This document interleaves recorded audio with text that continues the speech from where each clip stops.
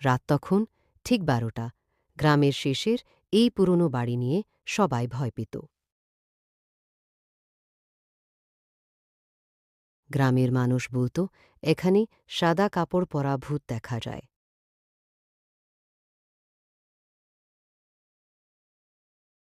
একদিন রাহাত ঠিক করল সে সত্যিটা জানবি। হাতে টর্চ নিয়ে ঢুকুল ভিতরে।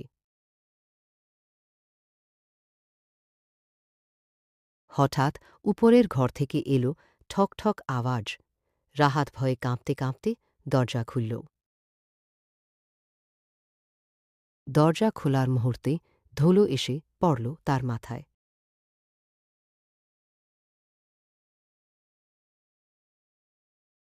দেখে সে অবাক, কোনো ভূত নয়, একটা বড় মানুষ সেখানে একা থাকত। গ্রামের মানুষ তাকে ভুল বুঝে ভূতের গল্প বানিয়ে ফেলেছিল।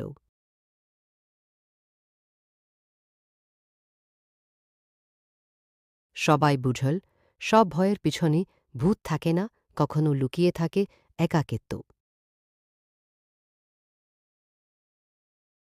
রাত তখন ঠিক 12টা।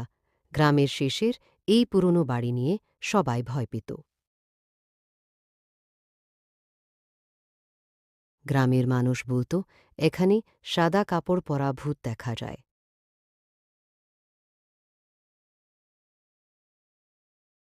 একদিন রাহাত ঠিক করল সে সত্যিটা জানবি।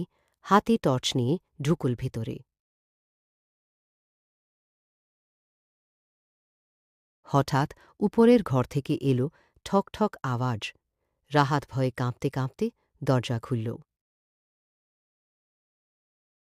দরজা খোলার মুহূর্তে ধুলো এসে পড়ল তার মাথায়।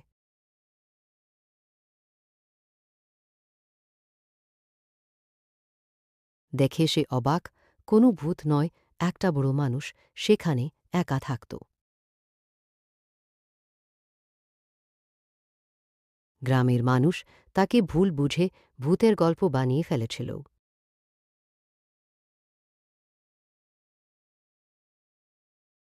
সবাই বুঝল সব ভয়ের পিছনে ভূত থাকে না, কখনো লুকিয়ে থাকে একাকিত্ব।